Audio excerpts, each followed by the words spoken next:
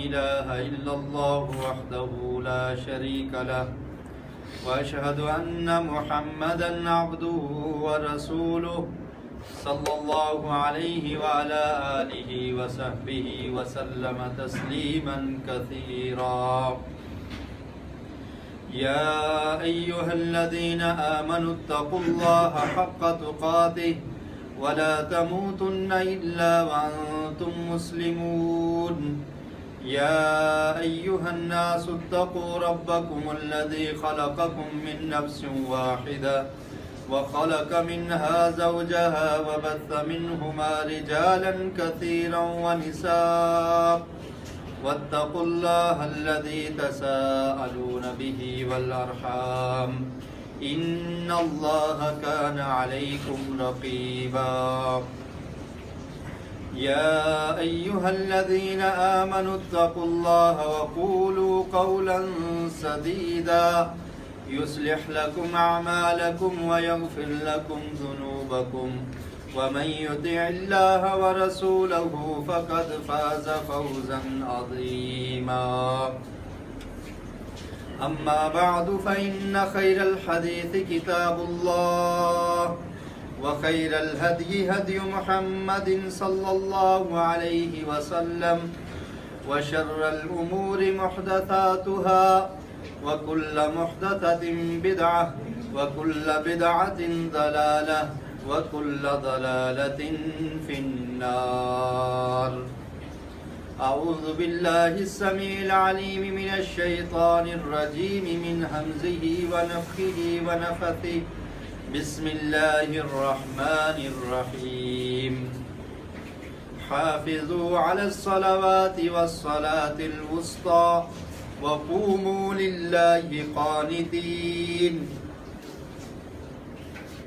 تمام تر تعریفات کے لائق اللہ وحدہ لا شریک رب العالمین خالق ارض و سما، جس اللہ نے ہمیں مسلمان بنایا اور اس پسندیدہ دین میں ہمیں شامل کیا، بے شمار لاتعداد درود و سلام نبی مکرم آقا دو جہاں سرور کونین امام الانبیاء والمرسلین رحمت للعالمین جناب محمد رسول اللہ صلی اللہ علیہ وسلم کی ذات پر، کہ جن نے اس دین کو امت مسلمہ تک کما حق ہو مکمل اور کمپلیٹ طریقے سے پہنچا دیا۔ دین اسلام میں داخل ہونے کے بعد یا اسلام کے بنیادی ارکان میں سے سب سے پہلا رکن توحید کا اقرار کرنا، اللہ رب العالمین کو اکیلے ہی معبود اور عبادت کے لائق سمجھنا، اور اس بات کا اقرار کرنا کہ محمد رسول اللہ صلی اللہ علیہ وسلم اللہ کے آخری رسول اور پیغمبر ہیں، یہ اسلام میں داخل ہونے کے لیے ضروری ہے، جسے ہم کلمہ توحید کہتے ہیں۔ اور اس کے بعد جو انسان مسلمان ہے یا جو اسلام میں داخل ہو جاتا ہے، اس پر سب سے پہلے جو چیز فرض ہوتی ہے یا جس کو ادا کرنا ضروری ہے، یا جو اسلام کی چوٹی جس کو آپ کہہ لیں یا اسلام کا سر کہہ لیں، اسلام کا ایک بنیادی رکن اور ستون کہہ لیں، تو وہ نماز ہے۔ اور نماز کو پڑھنا بہت ہی زیادہ ضروری ہے۔ ہر مسلمان پر فرض ہے کہ وہ نماز کو پڑھے اور نماز کی پابندی کرے، اور دن میں 5 وقت اللہ کے سامنے حاضر ہو کر اللہ کی عبادت اور بندگی کرے۔ کوئی بھی مسلمان ہو، کسی حالت میں بھی ہو، اسے نماز سے چھوٹ نہیں ہے۔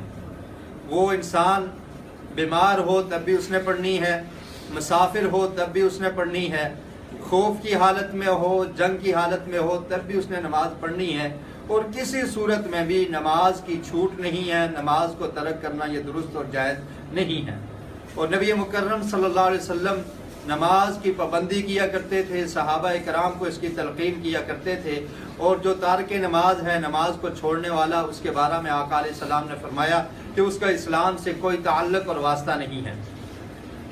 خطبات جمعہ میں ہم نماز کے موضوع پر بات کر رہے تھے، تو جب انسان نماز شروع کرتا ہے تکبیر تحریمہ کہنے کے بعد، اس کے بعد قیام کیا جاتا ہے، اللہ کے سامنے کھڑے ہو کر عبادت کی جاتی ہے، اور نماز کی ابتدا میں ہی تکبیر تحریمہ کے بعد انسان نے کھڑے ہونا ہوتا ہے، اور قبلہ رخ ہو کے کھڑے ہونا تکبیر تحریمہ کے بعد نماز کو شروع کرنے کے بعد یہ ایک عبادت ہے۔ اور یہ بہت عظیم عبادت ہے، اور اس کا حکم اللہ رب العالمین نے قرآن مجید میں دیا۔ سورہ بقرہ کی آیت نمبر 238 فرمان باری تعالیٰ ہے، حافظوا علی الصلوات والصلاة الوسطی وقوموا للہ قانتین، کہ نمازوں کی حفاظت کرو اور خاص کر کے درمیان والی نماز کی، وقوموا للہ قانتین، اور اللہ کے سامنے عاجزی کے ساتھ کھڑے ہو جاؤ۔ تو اس سے پتہ چلتا ہے کہ نماز میں کھڑے ہونا، قیام کرنا یہ ضروری ہے، اور نبی مکرم صلی اللہ علیہ وسلم نے اپنی پوری زندگی میں فرضی نماز کو ہمیشہ کھڑے ہو کر ہی پڑھا ہے، الا یہ کہ آقا علیہ السلام جب آخری عمر میں بیمار ہوئے تو کچھ نمازیں آپ کو بیٹھ کر پڑھنا پڑی، ورنہ صحت کی حالت میں نبی مکرم صلی اللہ علیہ وسلم نے کھڑے ہو کر ہی فرض نماز کو پڑھا ہے۔ تو فرض نماز میں قیام کرنا، کھڑے ہو کر عبادت کرنا، رکوع سے پہلے کھڑا ہونا، یہ نماز کا ایک بنیادی رکن ہے اور ضروری ہے۔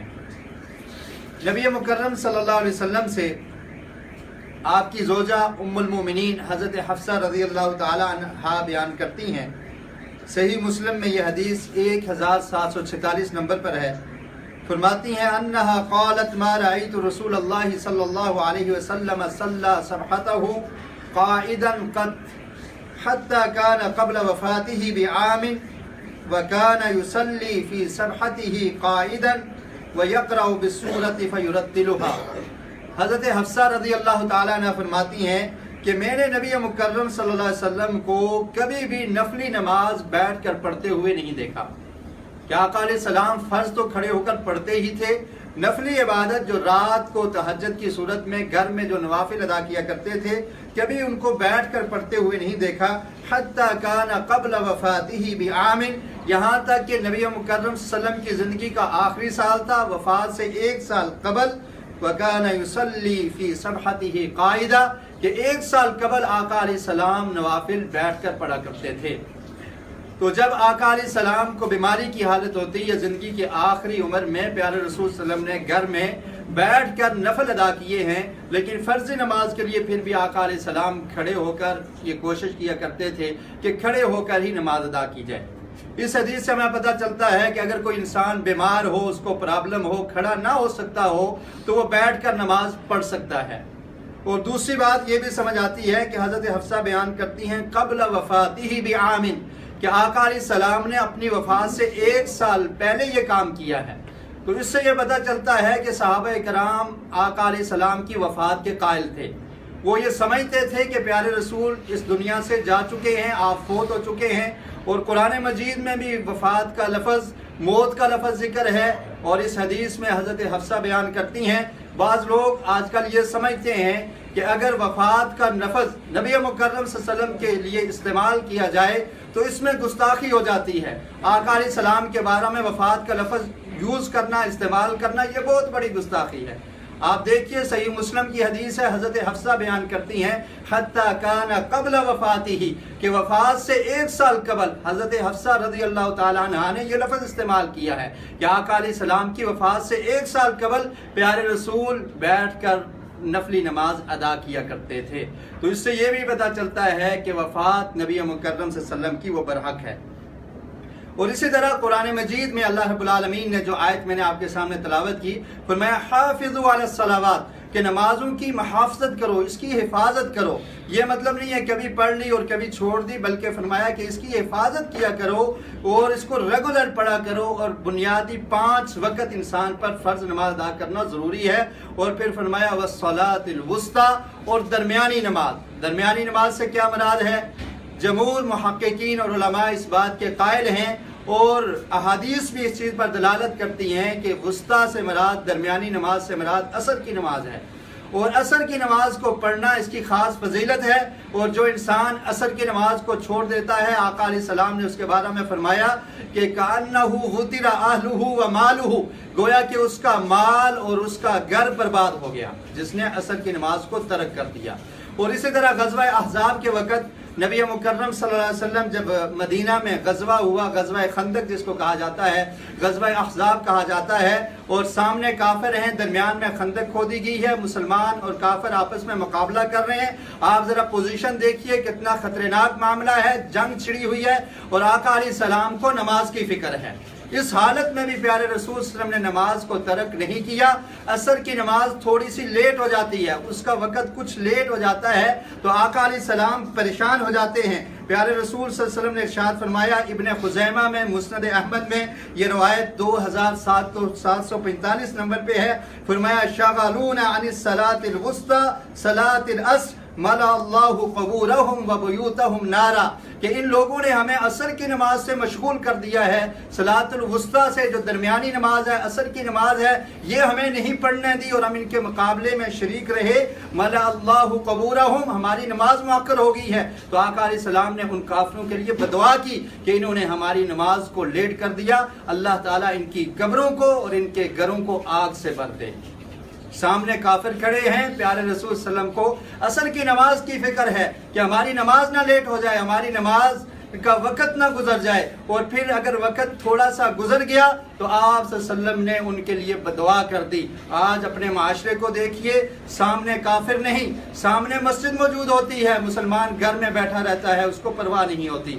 دکان کے سامنے مسجد ہے، مدرسہ ہے، نماز پڑھنے کی جگہ موجود ہے، اذان ہوتی ہے، آواز لگتی ہے، لیکن ہمارے سر پہ جون تک نہیں لگتی، کوئی پرواہ ہی نہیں ہوتی، اور پھر بھی ہم یہ سمجھتے ہیں کہ ہم سچے محبت رسول کرنے والے، ہم عاشق رسول ہیں، ہمارے دل میں پیارے رسول کی محبت موجود ہے۔ آقا علیہ السلام کے کسی فرمان کو ماننے کے لیے ہم تیار نہیں، نماز کی فکر نہیں، اور پیارے رسول صلی اللہ علیہ وسلم نے زندگی کے اپنے آخری لمحات میں بھی نماز کی وصیت کی تھی اور فرمایا تھا کہ اے میرے صحابہ، الصلاۃ الصلاۃ وما ملکت ایمانکم۔ آقا علیہ السلام دنیا کو چھوڑ کے جا رہے ہیں اور امت کو، صحابہ کو کیا وصیت کر رہے ہیں کہ الصلاۃ الصلاۃ، نماز کی فکر کرنا، نماز کو پڑھتے رہنا، نماز کو ترک نہیں کرنا۔ اور آج اگر کسی کا والد فوت ہو جائے، آخری وقت میں کوئی وصیت کر جائے، اس کی اولاد کتنی ہی نافرمان کیوں نہ ہو، وہ اس کی بات کو ماننے کی کوشش کرتی ہے کہ یہ ہمارے والد کی آخری خواہش تھی، اس نے یہ وصیت کی تھی، ہم نے اس کو ماننا ہے، اس بات کو ٹالنا نہیں ہے، اس نے جو کہا ہے ہم نے اس کو تسلیم کرنا ہے۔ اور امام کائنات نبی مکرم صلی اللہ علیہ وسلم نے اپنی زندگی کے آخری لمحات میں اب امت کو یہ وصیت کی، الصلاۃ الصلاۃ، کہ نماز کی حفاظت کرتے رہنا، نماز کو پڑھتے رہنا، لیکن آج ہمیں اس نماز کی فکر ہی نہیں ہے۔ اور نماز کو بیماری کی حالت میں بیٹھ کر ادا کرنا، جس کے بارے میں حضرت عائشہ رضی اللہ تعالیٰ عنہا سے روایت ہے، ابن ماجہ میں یہ روایت 1257 نمبر پہ ہے۔ حضرت عائشہ فرماتی ہیں، اشتکا رسول اللہ صلی اللہ علیہ وسلم فدخل علیہ ناس من اصحابہ یعودونہ فصلی رسول اللہ صلی اللہ علیہ وسلم جالسا فصلوا بصلاتہ قیاما فاشار الیہم ان اجلسوا۔ حضرت عائشہ فرماتی ہیں کہ نبی مکرم صلی اللہ علیہ وسلم کچھ بیمار ہو گئے، صحابہ اکرام ان کی عیادت کے لیے تشریف لائے، آقا علیہ السلام نے نماز بیٹھ کر ادا کی، اور پیچھے جو صحابہ اکرام آپ کی امامت میں ادا کرنا چاہتے تھے وہ کھڑے ہو گئے اور کھڑے ہو کر نماز پڑھنے لگے۔ آقا علیہ السلام نے فاشار الیہم ان اجلسوا، ان کی طرف اشارہ کیا کہ بیٹھ جاؤ۔ تو اس سے یہ ثابت ہوتا ہے کہ جب امام بیٹھ کر نماز ادا کرے تو مقتدی کو بھی بیٹھ کر نماز پڑھنی چاہیے۔ اور اسی طرح مسلم میں یہ روایت موجود ہے، حضرت جابر بیان کرتے ہیں، اشتکا رسول اللہ صلی اللہ علیہ وسلم فصلینا وراءہ وہو قائد وابو بکر یسمع الناس۔ کہتے ہیں کہ نبی مکرم صلی اللہ علیہ وسلم بیمار تھے، آپ نے بیٹھ کر نماز ادا کی اور ہم بھی آپ کے پیچھے بیٹھ گئے، اور ابوبکر صدیق رضی اللہ تعالیٰ عنہ ہمیں آقا علیہ السلام کی تکبیر کی آواز کو سنا رہے تھے، وہ مکبر تھے، آقا علیہ السلام تکبیر کہتے تو وہ اونچی آواز سے ہمیں سنا دیتے۔ فالتفت الینا فرعانا قیاما، آقا علیہ السلام نے نظر التفات کیا اور ان کو یہ محسوس ہوا کہ صحابہ کرام پیچھے کھڑے ہو کر نماز ادا کر رہے ہیں۔ فاشار الینا فقعدنا، تو ہماری طرف اشارہ کیا کہ بیٹھ جاؤ۔ فصلینا بصلاتہ قعودا، تو ہم نے بھی بیٹھ کر نماز ادا کی۔ نبی مکرم صلی اللہ علیہ وسلم بیماری کی حالت میں آپ نے بیٹھ کر نماز پڑھی تو صحابہ کو حکم دیا کہ تم بھی بیٹھ جاؤ، اور صحابہ کرام نے بھی یہ نماز بیٹھ کر ادا کی۔ اور پھر نماز سے فارغ ہو کر پیارے رسول نے ارشاد فرمایا، انکم آنفا لتفعلون فعل فارس وروم، کہ میں دیکھ رہا تھا کہ ابھی تم फारिस और रोम वालों की हरकत तुमने शुरू कर दी थी, जैसे वो करते हैं यकूमून अला मुलूकिहिम व हुम क़ुऊद, कि जब उनके बादशाह बैठे रहते हैं और वो उनके सामने खड़े हो जाते हैं, तुमने ऐसा नहीं करना। फला तफ़अलू, ऐसा ना करो। इतम्मू बिअइम्मतिकुम, अपने आइम्मा की, अपने इमामों की इत्तिबा किया करो, उनकी पैरवी किया करो। इन सल्ला क़ाइमन फसल्लू क़ियामा, अगर वो खड़े होकर नमाज पढ़ें तो तुम भी खड़े होकर नमाज पढ़ो। इन सल्ला क़ाइदन फसल्लू क़ुऊदा, और अगर वो बैठ कर नमाज पढ़ें तो तुमने भी बैठ कर नमाज पढ़नी है। तो इस हदीस से भी पता चलता है, ये सही मुस्लिम में 955 नंबर पे है, कि जब इमाम बैठ कर नमाज अदा करेगा तो उसके मुक्तदी भी बैठ जाएंगे। और इसी तरह इंसान जब बीमार हो तो वह बैठ कर नमाज पढ़ सकता है, लेकिन उसको सवाब में कमी आ जाती है। जो इंसान खड़े होकर नमाज पढ़ता है उसके मुकाबले में उसको आधा सवाब मिलता है। हज़रत अनस रवायत करते हैं, इब्न माजा में ये रवायत 1230 नंबर पर, फरमाया खरज रसूलुल्लाह सल्लल्लाहु अलैहि वसल्लम अला नासिन व हुम यसल्लून क़ुऊदा, कि नबी मुकर्रम सल्लल्लाहु अलैहि वसल्लम ने देखा कि कुछ लोग बैठकर नमाज पढ़ रहे हैं, मिन मरदिन, बीमारी की हालत में। फ़क़ाला, तो आका अलैहिस्सलाम ने इरशाद फरमाया, इन्ना सलातल क़ाइदी अला निस्फ़ि मिन सलातिल क़ाइम, कि जो खड़े होकर नमाज पढ़ने वाला है उसके मुकाबले में तुम्हें निसफ अजर मिलेगा, आधा अजर मिलेगा। तो खामखा इंसान को बैठकर नमाज नहीं अदा करनी चाहिए। अगर उसे कोई शिकायत है, परेशानी है, बीमारी है जिसकी वजह से वो खड़ा नहीं हो सकता, तो फिर बैठ के पढ़ सकता है। और अगर बैठ कर भी नहीं पढ़ सकता तो फिर अपने पहलू पर लेट के पढ़ सकता है, लेकिन नमाज को छोड़ना किसी सूरत में भी जायज़ नहीं है। इमरान बिन हुसैन रज़ी अल्लाह ताला अन्हु रवायत करते हैं, ये रवायत भी सही बुखारी में मौजूद है। कहते हैं कानत बी बवासीर फसअलतु रसूलुल्लाह सल्लल्लाहु अलैहि वसल्लम, कहते हैं मैं बीमार था, मुझे एक बीमारी थी, तो आका अलैहिस्सलाम से मैंने सवाल किया सल्ली क़ाइमा, कि मैं आका अलैहिस्सलाम से सवाल किया कि मैं नमाज कैसे अदा करूं। देखिए सहाबा इकराम को नमाज की कितनी फिक्र है, बीमारी की हालत में पूछ रहे हैं अल्लाह के रसूल कैसे मैं नमाज अदा करूं, मुझे तरीका बताइए। आप ने इरशाद फरमाया सल्ली क़ाइमा, खड़े होकर नमाज पढ़ लिया करो। फ़इन लम तस्तती फ़क़ाइदा, अगर तू खड़े होने की ताकत नहीं रखता बीमारी की वजह से, बैठ कर पढ़ लिया करो। फ़इन लम तस्तती फ़अला जंबिन, और अगर तू बैठ नहीं सकता तो पहलू पर लेट कर नमाज पढ़ लिया करो। ये हदीस बुखारी शरीफ में 11017 नंबर पे है। तो नबी मुकर्रम सल्लल्लाहु अलैहि वसल्लम ने नमाज को छोड़ा नहीं, छोड़ने का हुक्म नहीं दिया। फरमाया अगर बीमार हो तो बैठ कर, बीमारी की सूरत में अगर बैठ के नहीं पढ़ सकते तो लेट कर भी पढ़ लें, लेकिन नमाज को छोड़ना नहीं है। और इसी तरह कब्र के करीब बैठ जाना, बैठने का जिक्र आया तो इस बात को भी बयान कर दिया जाए। बाद लोग ये समझते हैं कि कब्र के करीब जाकर नमाज पढ़ी जाए तो हमें ज्यादा सवाब मिलेगा। ऐसी कोई हकीकत नहीं है, बल्कि अगर आप अहादीस का मताला करें तो अल्लाह के रसूल सल्लल्लाहु अलैहि वसल्लम ने इस चीज़ से मना किया है और रोका है। सही मुस्लिम में यह हदीस मौजूद है। आका अलैहिस्सलाम ने फरमाया, सही मुस्लिम में 972 नंबर पे हदीस है, अबू मरसद गनवी रवायत करते हैं, यानी नबी सल्लल्लाहु अलैहि वसल्लम, ला तजलिसु अलल क़बूर वला तुसल्लू इलैहा, क्या मेरे सहाबा कब्र के ऊपर बैठा भी ना करो, वला तुसल्लू इलैहा, और कब्र की तरफ मुंह करके नमाज भी ना पढ़ा करो। कब्र के ऊपर बैठना जिस तरह जिंदा इंसान की इज्जत है, इसी तरह इस्लाम ने जो इंसान फोत हो जाता है उसकी इज्जत और तकरीम का भी ख्याल रखा है। और फरमाया कि ना उस कब्र के ऊपर तुमने बैठना है। आज लोग मुजाविर बन के बैठे हुए हैं, कोई पूछने वाला नहीं। कब्रों के ऊपर एक नहीं, दो नहीं, तीन बिल्डिंग्स बनी हुई हैं, कब्रों को पक्का बनाया गया है और समझा ये जाता है कि हम इस्लाम की नुमाइंदगी करने वाले हैं, इस्लाम को फैलाने वाले हैं। इस्लाम के मुखालिफ अमाल करके इस्लाम को कैसे फैलाया जा सकता है?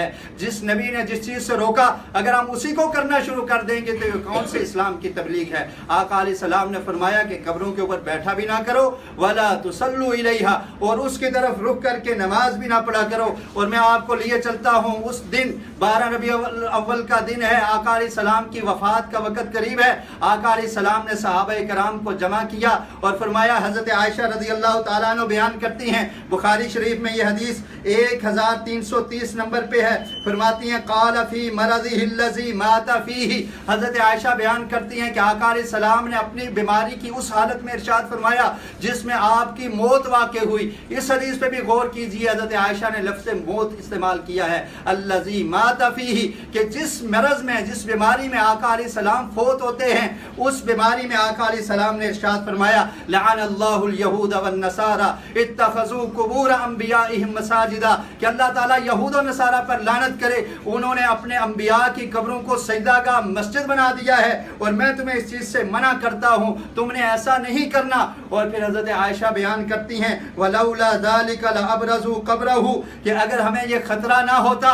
کہ نبی مکرم صلی اللہ علیہ وسلم کی قبر کو بھی سجدہ گاہ بنا دیا جائے گا، اس قبر کے قریب آ کر عبادت کی جائے گی، اور یہ سمجھا جائے گا کہ قبر کے قریب نماز پڑھنے سے، قبر کو سامنے رکھ کے نماز ادا کرنے سے ثواب زیادہ ملتا ہے، برکت زیادہ ملتی ہے. دنیا میں اگر سب سے معظم اور اعلیٰ قبر ہے تو وہ پیارے رسول نبی مکرم صلی اللہ علیہ وسلم کی قبر ہے. ان سے بڑھ کے کسی قبر کی تعظیم نہیں ہو سکتی، ان سے بڑھ کے کسی قبر کی توقیر نہیں ہو سکتی، کسی کی رسپیکٹ نہیں کی جا سکتی.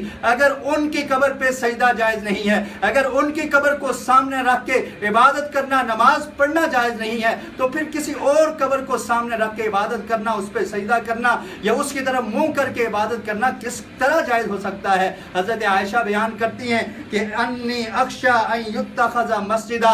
صحیح بخاری کو اٹھا لیجئے، 1330 نمبر روایت ہے. حضرت عائشہ فرماتی ہیں کہ ہمیں یہ خطرہ تھا کہ آقا علیہ السلام کی قبر کو سجدہ گاہ مسجد نہ بنا دیا جائے، اس لیے آپ کی قبر کو ظاہر نہیں کیا گیا، حضرت عائشہ کے حجرہ میں بنایا گیا ہے. اور جس چیز سے آقا علیہ السلام نے اپنی وفات کے وقت روکا، قبر کی طرف منہ نہیں کرنا، قبر پہ بیٹھ کر نماز نہیں پڑھنی، قبر کو قبلہ نہیں بنانا، آج امت مسلمہ کا ایک بڑا گروہ اسی کام کا شکار ہے اور یہی کام کرتے ہیں اور سمجھتے ہیں کہ ہم صحیح کر رہے ہیں. اگر قرآن و سنت کا مطالعہ کیا جائے تو قرآن مجید میں بھی اور نبی مکرم صلی اللہ علیہ وسلم کی سنت میں بھی ہمیں یہ اشارہ ملتا ہے کہ اللہ کے رسول نے اس کام سے روکا ہے. اور اسی طرح جب آپ نماز کی ابتدا کرتے ہیں تو نماز کی ابتدا میں ایک ایسا عمل کیا جاتا ہے جس کو آپ اپنی زبان میں کرتے ہیں. کوئی اردو میں کرتا ہے، کوئی پنجابی میں کرتا ہے، جس کی زبان پشتو ہے وہ پشتو میں کرتا ہے، جو زبان کوئی اور جاننے والا ہے وہ اس زبان میں یہ عمل کرتا ہے. اس عمل کی کوئی حیثیت نہیں ہے. وہ عمل کون سا ہے؟ زبان سے نیت کرنا. انسان نماز شروع کرنے سے پہلے میں اتنی رکعت پڑھتا ہوں، فلاں امام کے پیچھے پڑھ رہا ہوں، قبلہ رخ میرا منہ ہے، اور میں نے پوری وہ نیت کے الفاظ جو اپنی اپنی زبان میں ہم نے ایجاد کیے ہیں، یہ ایک بدعت ہے جس کو اختیار کر لیا گیا ہے، جس کا ثبوت نہ قرآن سے ملتا ہے نہ نبی مکرم صلی اللہ علیہ وسلم کے فرامین سے ملتا ہے. لیکن یہاں پر یہ بات یاد رکھیے، نیت کا انکار نہیں ہے. نیت کرنا، نیت دل کا ارادہ ہے اور ہر عمل کا دارمدار نیت پر ہے. صحیح بخاری کی پہلی حدیث ہے، نبی مکرم صلی اللہ علیہ وسلم کا ارشاد حضرت عمر بن خطاب روایت کرتے ہیں انما الاعمال بالنیات، کہ تمام اعمال کا دارمدار نیتوں پر ہے. وانما لكل امرئ ما نوى، اور ہر انسان کے لیے وہی ہے جس کے لیے وہ نیت کرتا ہے. اور پھر فرمایا فمن كانت هجرته الى الدنيا يصيبها، کہ جو انسان کسی دنیا کا ارادہ کرتا ہے، وہ نیت کرتا ہے کہ میں نے دنیا حاصل کرنی ہے، تو اس کو اجر آخرت نہیں ملے گا، اس کو ثواب نہیں ملے گا. اس نے دنیا کی نیت کی ہے تو دنیا کا انعام اور دنیا کی نعمت ہی اسے ملے گی.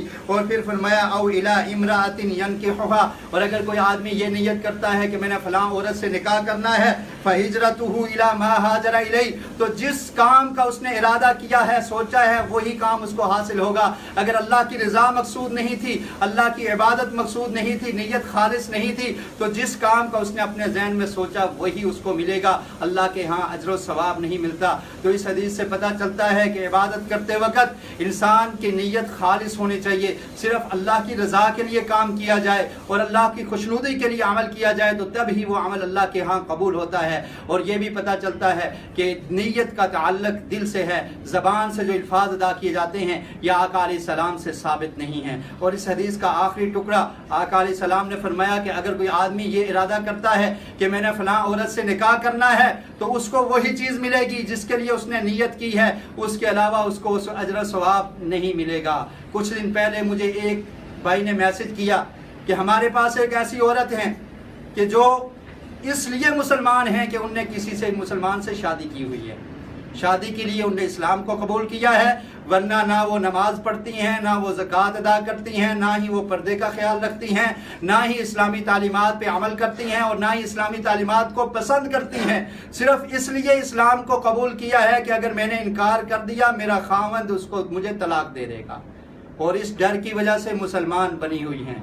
तो मैंने खैर जो जवाब उनको देना था वो दे दिया कि इस्लाम ऐसे नहीं होता, बल्कि इस्लाम को दिल से कबूल किया जाता है, दिल से इस्लाम को पसंद किया जाता है। और मेरे जहन में ये हदीस भी आ गई कि आका अलैहिस्सलाम ने फरमाया कि अगर कोई निकाह की नीयत से इस्लाम में दाखिल होता है, निकाह करने की नीयत है इसलिए इस्लाम को कबूल कर लेता है, तो वो निकाह तो उसको मिल जाएगा लेकिन उसको अजर व सवाब नहीं मिलेगा। और फिर मुझे अपने माशरे पे हैरत हुई, एक दफ़ा मैं सोच में पड़ गया कि कितने ऐसे मुसलमान हैं जो कलमा तौहीद का इकरार करते हैं, जो मुसलमान हैं, नाम के मुसलमान हैं, जो कलमा तौहीद पढ़ते हैं, जो आका अलैहिस्सलाम की मोहब्बत का दावा करते हैं। ये तो एक गैर मुस्लिम जो अभी इस्लाम में दाखिल हुई है उसकी बात है। अगर मैं अपने आप को देखूं, अपने घर को देखूं, अपने माशरे को देखूं, तो मेरे माशरे में कितने ऐसे अफराद हैं जो नमाज को नहीं पढ़ते, जो ज़कात को अदा नहीं करते, जो इस्लामी तालीमात को दिल से कबूल नहीं करते, गैर मुस्लिम की आदात और अतवार को अपना चुके हैं, गैर मुस्लिम के माशरे को इख्तियार कर चुके हैं। ये मुसलमान हैं जिन्हें देख के शर्माए यहूद। हम काफिर को तो काफिर कह सकते हैं,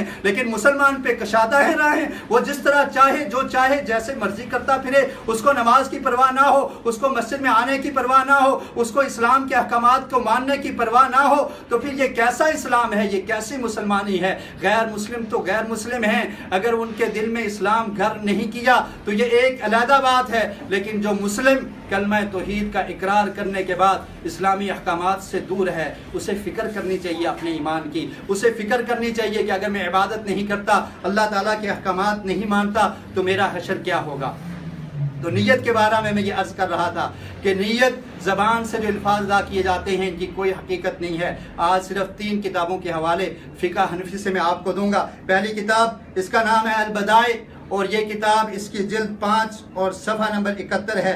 इसमें फरमाते हैं वक़ाल नबी सल्लल्लाहु अलैहि वसल्लम इन्नमल अमालु बिन्नियात व इन्नमा लिकुल्लि इम्रिइन मिनन नवा। ये हदीस के अमाल का दारमदार नीयत पे है। इसको जिक्र करने के बाद फरमाते हैं व यकफ़ीहि अन यनविय बिक़ल्बिही व ला युश्तरतु अन यक़ूल बिलिसानिही। फरमाते हैं फ़िक़्ह हनफ़ी की किताब है, फरमाया अल-बदाए व सनाए, इसकी जिल्द 5 सफ़ा नंबर 71 है। फरमाया कि नीयत का ताल्लुक बिक़ल्बी ही, दिल के साथ होता है, वला युश्तरतु अन यक़ूल बिलिसानिही, ये शर्त नहीं है कि ज़बान से भी नीयत अदा की जाए।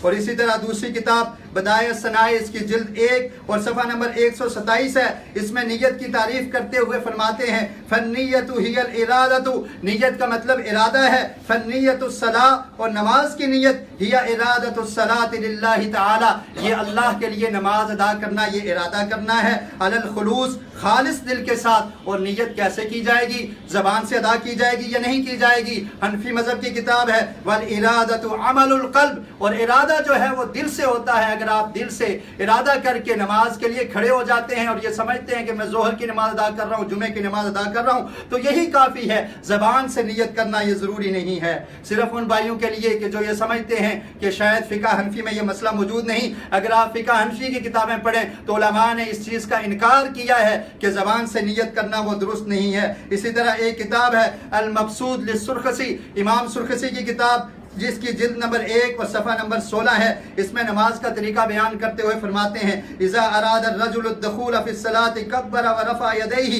हज़ा उज़ुनैहि व ज़न्न बाज़ु अस्हाबिना, कि जब इंसान नमाज में दाखिल हो वो तकबीर कहेगा और उसके बाद अपने हाथों को उठाएगा। और हमारे बाज़ लोग ये समझते हैं कि उसने नीयत नहीं की, हालांकि वो ये गलत समझते हैं। फ़इन्ना इरादत दुख़ूल फ़िस्सलाह हिय निय्या, ये इरादा करना कि मैं नमाज में दाखिल हो रहा हूँ यही नीयत है। व नियत ला बुद्दा मिन्हा, को नियत करना यानी ये इरादा करना ज़रूरी है, क्योंकि अल्लाह रब्बुल आलमीन ने कुरान मजीद में फरमाया है इन्नल्लाह ला यंज़ुरु इला सुवरिकुम वला इला अमालिकुम वलाकिन यंज़ुरु इला क़ुलूबिकुम, कि अल्लाह ताला तुम्हारी शक्ल सूरत को नहीं देखता, तुम्हारे अमाल को नहीं देखता, बल्कि तुम्हारे दिलों को देखता है। और अल्लाह ताला तुम्हारे दिलों के भेद जानता है। हम अगर ज़बान से तकरार नहीं करेंगे जो आका अलैहिस्सलाम की सुन्नत से साबित नहीं है, दिल में ये इरादा होगा तो वही काफ़ी है। और फिर फरमाया यंज़ुरु इला क़ुलूबिकुम व क़ाल अलैहि अलैहिस्सलातु वस्सलाम इन्नमल आमालु बिन्नियात, और उसके बाद इन्होंने ये बात की वन्नियतु मारिफतुम बिलक़ल्ब, और नीयत दिल का काम है।